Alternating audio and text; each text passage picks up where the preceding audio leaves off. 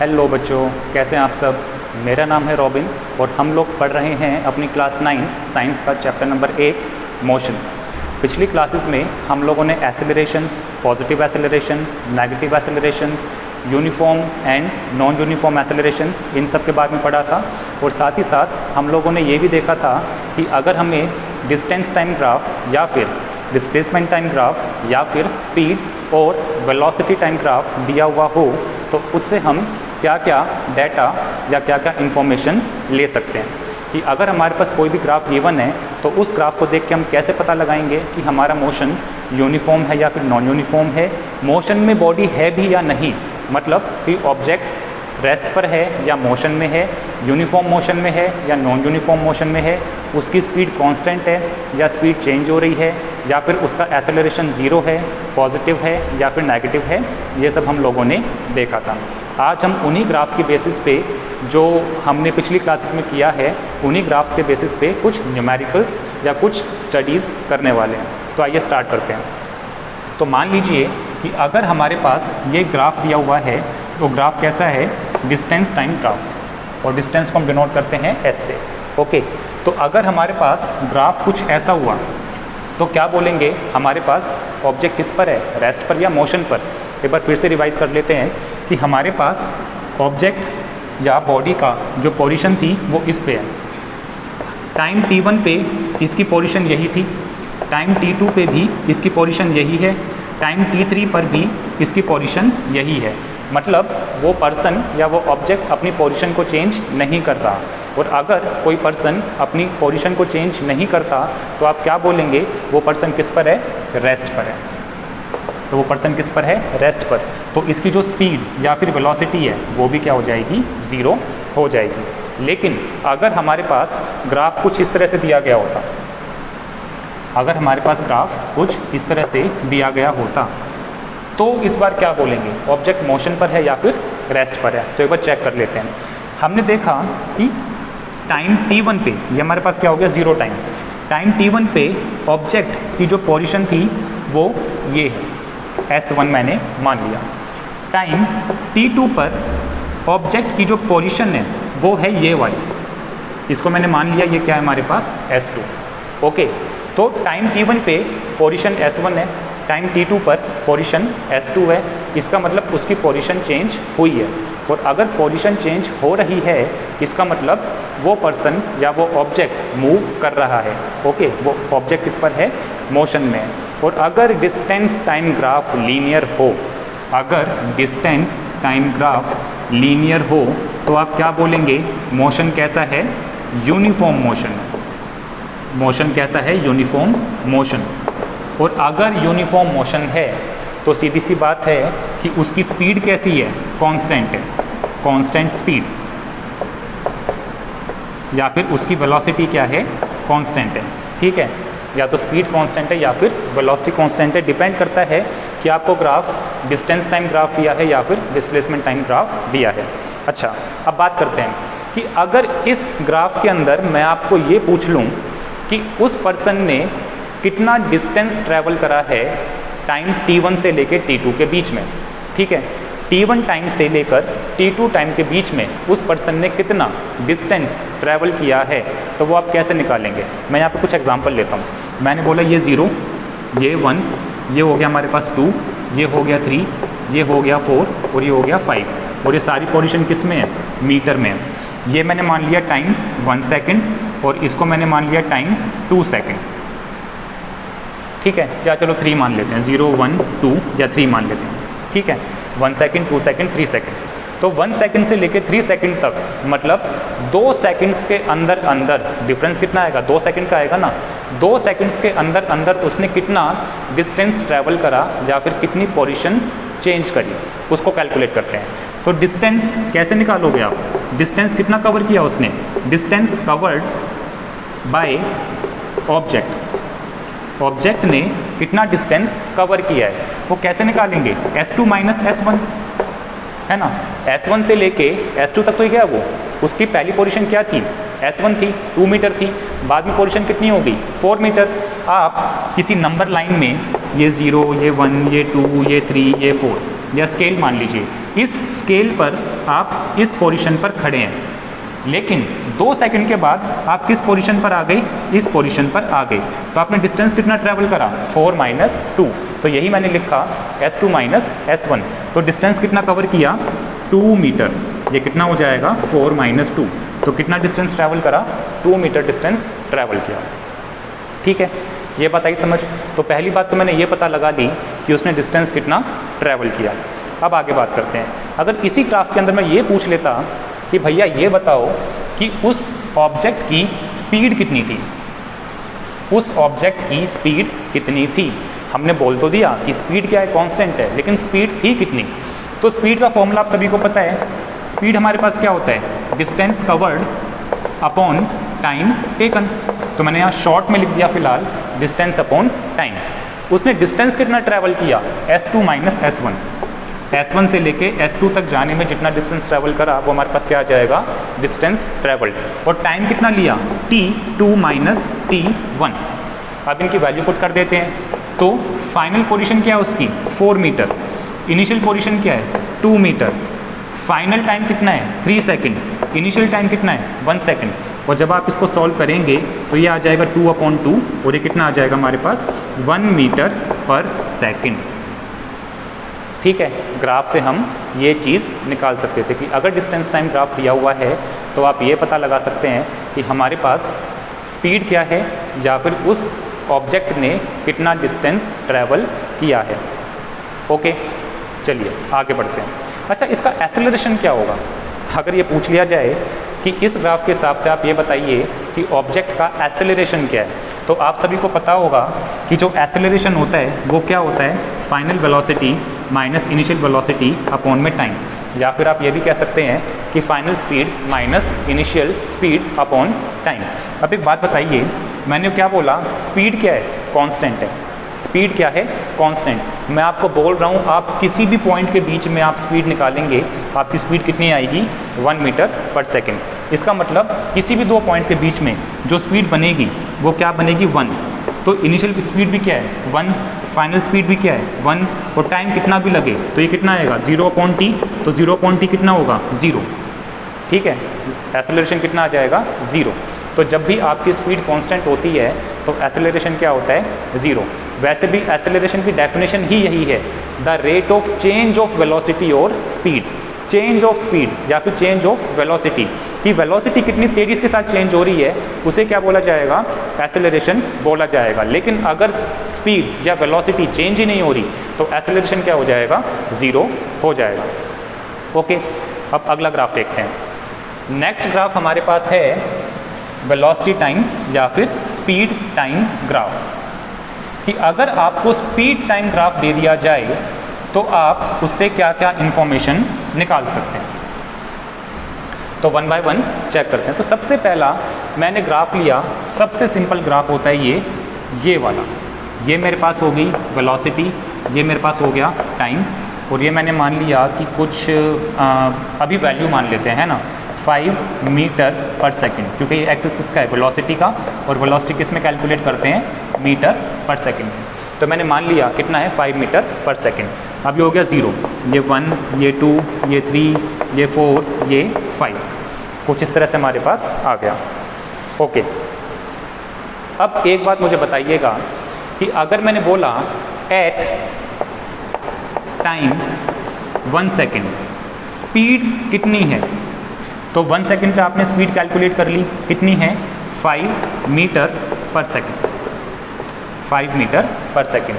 फिर मैंने बोला at time t is equal to 5 second, तो जब आपने 5 सेकेंड पे देखा अब भी स्पीड कितनी है उसकी, 5 मीटर पर सेकेंड, अब भी स्पीड कितनी है उसकी, 5 मीटर पर सेकेंड। तो आपने वेलोसिटी पता लगा ली, और वैसे भी यहाँ पे साफ पता लग रहा है टाइम तो चेंज हो रहा है लेकिन उसकी वेलोसिटी या फिर उसकी स्पीड चेंज नहीं हो रही। टाइम 1 सेकेंड पे भी कितनी थी, 5 मीटर पर सेकेंड, 2 पर, 3 पर, 4 पर, 5 पर, सभी पर इसकी स्पीड कितनी है, 5 मीटर पर सेकेंड है। तो यहाँ से मुझे पता लगा कि इसकी स्पीड या फिर उसकी वेलोसिटी क्या है, कांस्टेंट है। स्पीड या फिर वेलोसिटी क्या है, कांस्टेंट। और अगर स्पीड या वेलोसिटी कांस्टेंट होती है तो एक्सेलरेशन भी क्या होता है, 0 होता है। तो भैया मुझे ये तो पता लग गया कि इस ग्राफ के हिसाब से मैं ये पता लगा सकता हूँ कि एक्सेलरेशन कितना है, 0 है। अच्छा, स्पीड में आराम से पता लगा सकता हूँ, बस आप टाइम बोलो, ठीक है, और आपको स्पीड पता लग जाएगी कि आप किस टाइम पर स्पीड कैलकुलेट करना चाहते हैं। आप इस टाइम पर स्पीड कैलकुलेट करना चाहते हैं तो आपने इस टाइम पे इसकी वैल्यू दे दी। ओके, ये बात समझ आई, ठीक है। अब मैंने बोला ये मेरे पास पॉइंट ए हो गया, ये मेरे पास पॉइंट बी हो गया, ये पॉइंट सी और ये पॉइंट डी, ऐसे ही मान लिया है ना, मानने में कुछ नहीं जाता। फिलहाल अब मैंने ये बोला कि 1 सेकंड से लेके, ठीक है, 1 सेकंड से लेके 5 सेकंड तक उसने कुछ ना कुछ डिस्टेंस तो ट्रैवल किया होगा। अगर वो कांस्टेंट स्पीड से जा रहा है तो पोजीशन तो चेंज हो रही है, तो उसने कितना डिस्टेंस ट्रैवल करा ये मुझको कैलकुलेट करना है कि टाइम 1 सेकंड से लेके 5 सेकंड्स के बीच में वो जिस स्पीड से चला है, जहाँ भी गया है, तो उसने कितना डिस्टेंस ट्रैवल किया है ये हमको कैलकुलेट करना है। ओके, अब जरा एक बार देखना, डिस्टेंस हमारे पास क्या होता है, स्पीड इनटू में टाइम। डिस्टेंस हमारे पास क्या हो गया, स्पीड इनटू में टाइम, स्पीड इनटू में टाइम। और जब आप यहाँ पे आएंगे तो ये हमारे पास कौन सी लाइन हो गई, स्पीड वाली, ये हमारे पास कौन सी लाइन होगी, टाइम वाली।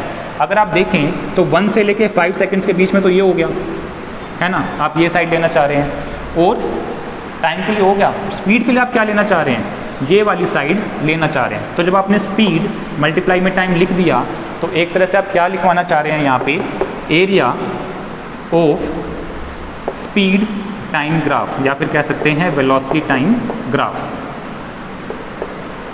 ठीक है, कि जो भी ग्राफ हमारे पास है उसका एरिया हमने निकाला। तो बेसिकली आपने क्या बोला कि अगर आपके पास स्पीड टाइम या फिर वेलोसिटी टाइम ग्राफ दिया हुआ है और अगर आप डिस्टेंस या फिर डिस्प्लेसमेंट निकालना चाहते हैं तो आपको उस ग्राफ का एरिया निकालना पड़ेगा, सिंपल। ठीक है, तो फिलहाल अब यहाँ पे आते हैं। टाइम 1 सेकंड पे, टाइम 1 सेकंड पे स्पीड कितनी है, 5 मीटर पर सेकंड। हमने इसको एक लाइन से ज्वाइन कर दिया, ठीक है। टाइम 5 सेकंड पे स्पीड कितनी है, 5 मीटर पर सेकंड। हमने भी क्या करा, इसको एक लाइन से ज्वाइन कर दिया। अब मेरे पास पूरा ग्राफ क्या बना, मेरे पास पूरा ग्राफ बना ये वाला, ये मेरे पास पूरा ग्राफ बन गया। अब मुझे इस ग्राफ का एरिया निकालना है, और जैसा कि आप सभी को नज़र आ रहा होगा ये ग्राफ कैसा है, रेक्टेंगल है। और अगर रेक्टेंगल है तो मुझे साफ साफ नज़र आ रहा है कि ये लेंथ कितनी है, 4, टाइम गैप कितना है, 4। अच्छा, ये कितनी है, 5 मीटर पर सेकंड, तो ये लेंथ कितनी होगी, 5 मीटर पर सेकंड। तो उसने डिस्टेंस कितना ट्रैवल करा, 20 मीटर। उसने डिस्टेंस कितना ट्रैवल किया, 20 मीटर। ठीक है, फिर बोल रहा हूँ कि अगर आपको वेलोसिटी टाइम ग्राफ दिया हो या फिर स्पीड टाइम ग्राफ दिया हो और उसमें आपको डिस्टेंस निकालना है या फिर डिस्प्लेसमेंट निकालना है, तो उसके लिए आपको उस ग्राफ का एरिया कैलकुलेट करना पड़ेगा, उस ग्राफ का एरिया कैलकुलेट करना पड़ेगा। ठीक है, ये बात सभी को समझ आई। अच्छा सर, अगर मुझे ये नहीं पता होता कि स्पीड या वेलोसिटी कांस्टेंट होती है तो एक्सेलरेशन 0 होता है, तो मैं कैसे एक्सेलरेशन निकालता। तो हमें पता है कि एक्सेलरेशन क्या होता है, final velocity minus initial velocity upon time, या फिर final speed minus initial speed upon time. ठीक है, फाइनल स्पीड मेरे पास क्या है, 5 metre per second. Final speed मेरे पास क्या है, 5 मीटर पर सेकेंड। और इनिशियल स्पीड भी मेरे पास क्या है, 5 मीटर पर सेकेंड। इनिशियल और फाइनल स्पीड क्या है मेरे पास, 5 मीटर पर सेकेंड, सेम है। टाइम कितना लगा, 4 सेकेंड का। टाइम कितना लगा, 4 सेकेंड का। तो 0/4 कितना होता है, 0 ही आ जाएगा, 0 मीटर पर सेकेंड स्क्वायर। और यही तो हमने लिखा था कि एक्सेलरेशन कितना होगा अगर स्पीड या वेलोसिटी कांस्टेंट होती है, तो कितना आता है, 0 आता है। ये बात आप सभी को समझ में आई। ठीक है, अब एक ग्राफ और ले लेते हैं, एक ग्राफ और ले लेते हैं।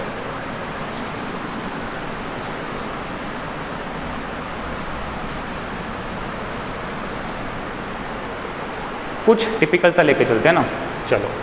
तो ये मैंने बना दिया एक ग्राफ, किसके बीच में, टाइम और स्पीड के बीच में। और ग्राफ दे दिया कुछ इस तरह से, ये 1, ये 2, ये 3, ये 4, ये 5, ये 6। और ग्राफ हमारे पास गया कुछ इस तरह से, फिर गया कुछ इस तरह से, और फिर गया कुछ इस तरह से। इसको मैंने आगे बढ़ा दिया। ठीक है, ये मेरे पास क्या हो गया, ग्राफ हो गया। अब मैं यहाँ पे कुछ पॉइंट्स के नाम ले देता हूँ। ये मेरे पास पॉइंट O, ये मेरे पास पॉइंट A, ये मेरे पास पॉइंट B और ये मेरे पास पॉइंट C। ठीक है, ये मेरे पास 1 2 3 4 5 6, मतलब ये जो लाइन जा रही है, ये जो पॉइंट है, ये कौन सा है, 6 पे। ओके, यहाँ पे भी मैंने कुछ टाइम गैप ले लिए। ठीक है, चेक कर लेते हैं। तो ये मैंने मान लिया 1 सेकेंड, ये 2 सेकेंड, ये 3 सेकेंड्स, ये 4, ये 5, ये 6, ये 7, ये 8 और ये 9। और टाइम किस में ले रहे हैं, सेकंड्स में। और स्पीड किस में ले रहे हैं, मीटर पर सेकंड में। स्पीड किस में ली, मीटर पर सेकंड में। अब मेरा सबसे पहला क्वेश्चन मैंने ये पूछा, type of motion in OA। ठीक है, O से लेके A तक के ग्राफ के अंदर हमारे पास टाइप ऑफ मोशन कैसा है। टाइप ऑफ मोशन का मतलब कि यूनिफॉर्म मोशन है या फिर नॉन यूनिफॉर्म मोशन है। अब एक सीधी सी बात देखिएगा, O से लेके A के बीच में हमारे पास हर टाइम पर स्पीड क्या हो रही है, चेंज हो रही है। और तो जब स्पीड चेंज हो रही होती है तो मोशन कैसा होता है, नॉन यूनिफॉर्म मोशन होता है। मोशन कैसा होता है, नॉन यूनिफॉर्म मोशन। ठीक है, क्योंकि यूनिफॉर्म मोशन में हम क्या बोल रहे थे, कांस्टेंट स्पीड। यूनिफॉर्म मोशन को हम क्या कह रहे थे, कांस्टेंट स्पीड। तो इसका मतलब अगर स्पीड कांस्टेंट नहीं है, स्पीड चेंज हो रही है, तो आपका मोशन कैसा है, नॉन यूनिफॉर्म मोशन है। ठीक है, अच्छा, एक्सेलरेशन कैसा है, टाइप ऑफ एक्सेलरेशन। सेकंड में मैंने पूछ लिया, type of acceleration in graph OA। Acceleration का टाइप कैसा है, कैसा मतलब कि आपके पास एक्सेलरेशन 0 है, पॉजिटिव है या फिर नेगेटिव है। ठीक है, या फिर आपके पास एक्सेलरेशन यूनिफॉर्म एक्सेलरेशन है या फिर नॉन यूनिफॉर्म एक्सेलरेशन है। अच्छा, अगर आपको याद हो तो हमने पढ़ा था कि जब भी स्पीड इंक्रीज़ करती है तो एक्सेलरेशन कैसा होता है, पॉजिटिव होता है।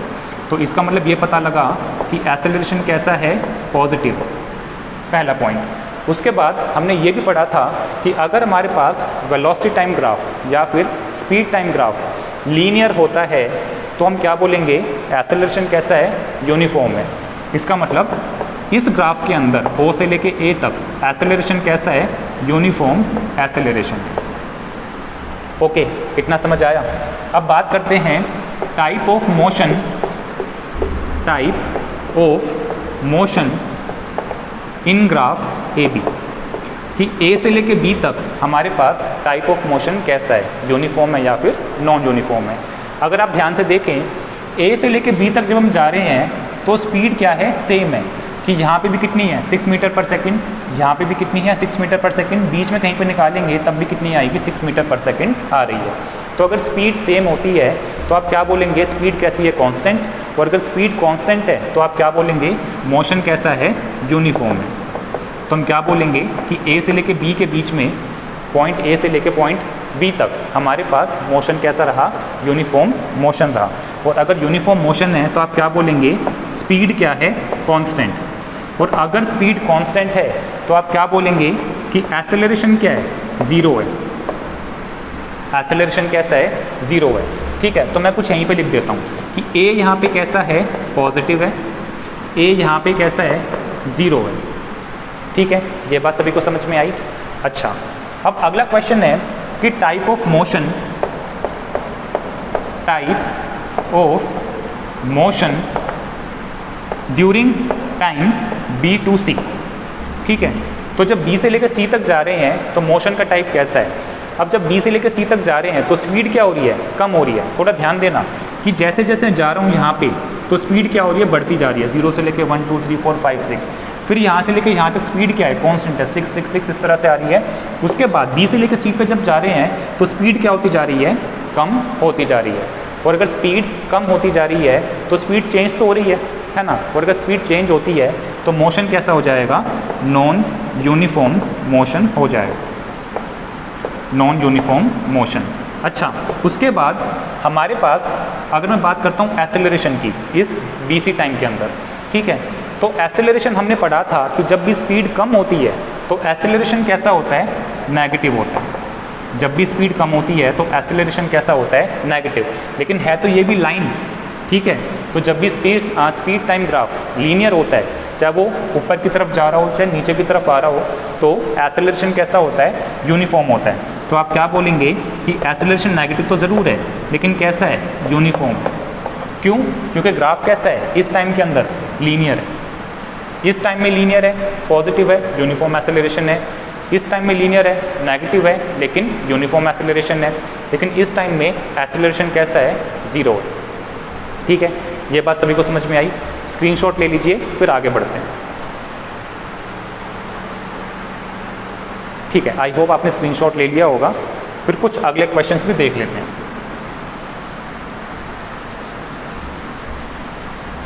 अब हम यहाँ पे कुछ वैल्यूज़ कैलकुलेट कर लेते हैं। वैल्यूज़ कैसे कि मैंने बोला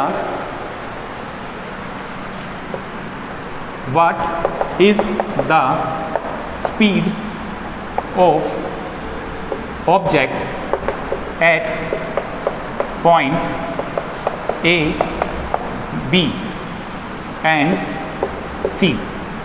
ठीक है, at point A, B and C, इन तीनों पर हमारे पास स्पीड ऑब्जेक्ट की कितनी है। पॉइंट A पे मैंने देखा, पॉइंट A पे स्पीड कितनी है, 6 मीटर पर सेकेंड। तो एट पॉइंट A स्पीड कितनी है हमारे पास, 6 मीटर पर सेकेंड।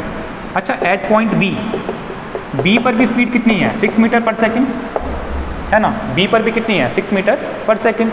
उसके बाद अगर मैंने बोला एट पॉइंट C पर स्पीड कितनी है, C पर आया तो मैंने देखा स्पीड हमारे पास आ रही है 0। ठीक है, तो एट पॉइंट C हमारे पास स्पीड कितनी है, 0 metre per second. That's it. ठीक, और अगर मैंने कोई और टाइम दे दिया कि what is the speed at time t is equal to 1 second, तो सिर्फ आपको क्या करना है, t is equal to 1 second पे स्पीड कितनी है आपको बस वो देखना है। या हो सकता है ये ना हो, हमारे पास 2 आ जाए यहाँ पे इस तरह से। ठीक है, वो डिपेंड करता है ग्राफ हमारे पास कैसा है। ओके, तो यहाँ पे मैंने क्या देखा, at time t is equal to 1 second पे स्पीड कितनी है, 2 मीटर पर सेकेंड। ठीक है, ये लाइन थोड़ा टेढ़ा जा रहा था, वैसे भी ऊपर जाती है यहाँ। खैर कोई बात नहीं, ये हमारे पास क्या हो गया, at time t is equal to 1 second velocity is equal to 2 metre per second. At time t is equal to 5 second velocity कितनी होगी, at time t is equal to 5 second हमारे पास वेलोसिटी कितनी आ जाएगी, 6 मीटर पर सेकेंड आ जाएगी। ठीक है, तो स्पीड तो आप बहुत आराम से निकाल लेंगे। अब मैं यहाँ पे पूछता हूँ फाइंड, या फिर आप कह सकते हैं calculate the value of acceleration in graph OA। ठीक है, कि हमें एसेलरेशन की वैल्यू फाइंड आउट करनी है। ठीक है, what is the acceleration in graph O to A। Graph O से लेके A तक जाने में कितना बॉडी ने एसेलरेट किया, चलो पता करते हैं। हमारे पास एसेलरेशन का फॉर्मूला क्या होता है, v minus you upon T. Acceleration का फॉर्मूला क्या होता है, v minus you upon T. v हमारे पास क्या होता है, फाइनल वेलोसिटी, u हमारे पास क्या होता है, इनिशियल वेलोसिटी, और u से लेके v तक जाने में कितना टाइम लगा उसे क्या बोलते हैं, t, टाइम टेकन।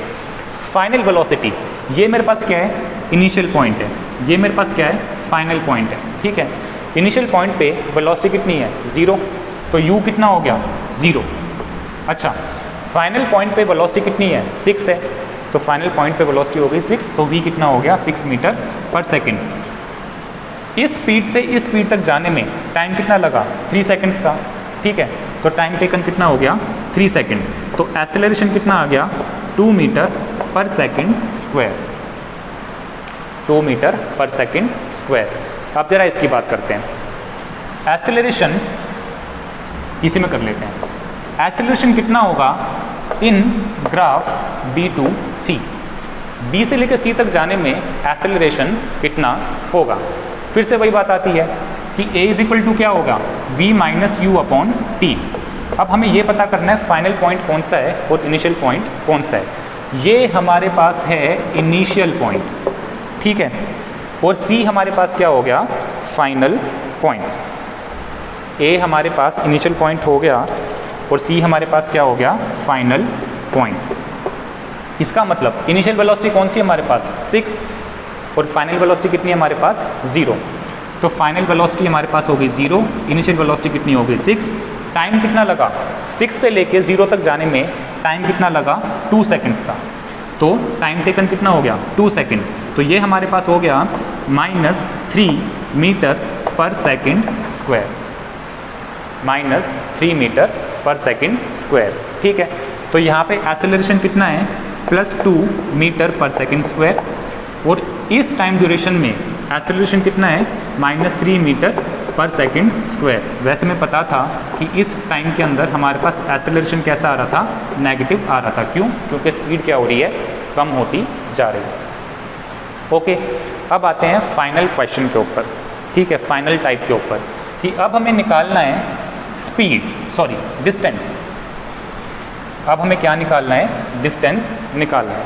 ठीक है, डिस्टेंस निकालना है during OA, AB and BC and AC।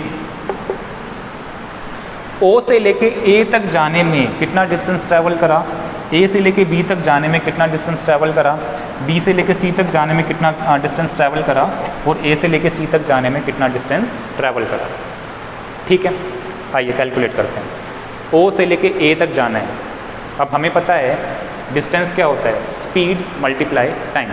और मैंने आपको बताया था कि जब भी आपको डिस्टेंस कैलकुलेट करना हो तो आपको उस ग्राफ का क्या निकालना है, एरिया निकालना है। फिलहाल आपका ग्राफ कहाँ से कहाँ तक है, O से लेके A तक। तो आपका ग्राफ कहाँ से कहाँ तक हो गया, O से लेके A तक हो गया, ये ग्राफ हो गया। ठीक है, ये पॉइंट हमारे पास हो गया 0, 0, 0। उसके बाद मैं आया फाइनल पॉइंट पे। मैंने क्या देखा, यहाँ से एक स्ट्रेट लाइन ज्वाइन कर दी यहाँ पे, और मैंने इसका एरिया निकाल लिया। यही तो बोला था, area of the velocity time graph, या फिर कह सकते हैं area of the speed time graph. तो जब आप डिस्टेंस कैलकुलेट कर रहे हैं, डिस्टेंस इन ग्राफ OA, अगर आप डिस्टेंस कैलकुलेट कर रहे हैं इन ग्राफ OA, तो आप क्या निकालेंगे, area between O to A of velocity time graph. आप क्या निकालेंगे, इसका एरिया निकालेंगे। ठीक है, अच्छा, O से लेके A तक का जो हमारे पास ग्राफ है, आप उसका क्या निकाल रहे हैं, एरिया निकाल रहे हैं। अब आपको ये कैसा अपीयर हो रहा है, एक राइट एंगल ट्राइंगल। कैसा अपीयर हो रहा है, राइट एंगल ट्राइंगल। और जब राइट एंगल ट्राइंगल होता है तो आपको पता है कि राइट एंगल ट्राइंगल का एरिया कितना होता है, हाफ इंटू में बेस इंटू में हाइट, हाफ इंटू में बेस इंटू में हाइट। अब ये बेस कितना है हमारे पास, 3। ये बेस कितना है हमारे पास, 3 है। और ये हाइट, ये वाली हाइट कितनी है, 6, 0 to 6 जा रहा है ना, तो हाइट कितनी हो गई, 6 हो गई।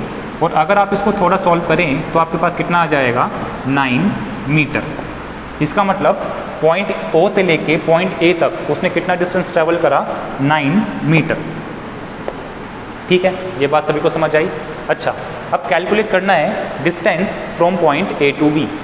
पॉइंट A से लेके पॉइंट के B के बीच में उसने कितना डिस्टेंस ट्रैवल करा। तो पॉइंट A to B उसने कितना डिस्टेंस ट्रैवल करा, एरिया। ठीक है, इन दोनों के बीच में जितना एरिया आ जाएगा वो उसने डिस्टेंस ट्रैवल किया होगा। तो मैंने यहाँ पे क्या देखा, पॉइंट A to B उसने कितना डिस्टेंस ट्रैवल किया।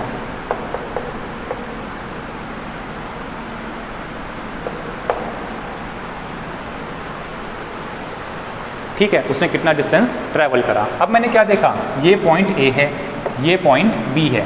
एक लाइन मैंने परपेंडिकुलर यहाँ पे ड्रॉ करी, एक लाइन परपेंडिकुलर मैंने यहाँ पे ड्रॉ करी। अब ग्राफ मेरे पास कौन सा हो गया, ये वाला A to B, ये वाला मेरे पास ग्राफ हो गया। अब इसमें मैंने क्या निकाला, एरिया निकाला। इस ग्राफ का भी क्या निकालना है, एरिया। कि अगर आप डिस्टेंस कैलकुलेट करना चाह रहे हो तो आपको स्पीड टाइम ग्राफ का क्या निकालना पड़ेगा, एरिया निकालना पड़ेगा। अब ये कैसा अपीयर हो रहा है, रेक्टेंगल। कैसा अपीयर हो रहा है, रेक्टेंगल। और रेक्टेंगल का एरिया आप सभी को पता होगा क्या होता है, लेंथ मल्टीप्लाई ब्रेड्थ। अब लेंथ कितनी है, 3 to 7।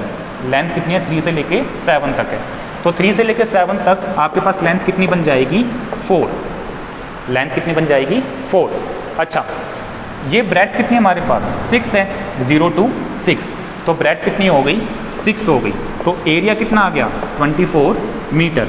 इसका मतलब उसने डिस्टेंस कितना ट्रैवल करा, 24 मीटर ट्रैवल किया। अब बात करते हैं B टू C। तो area between B and C हमारे पास क्या होगा, area between B and C हमारे पास क्या होगा।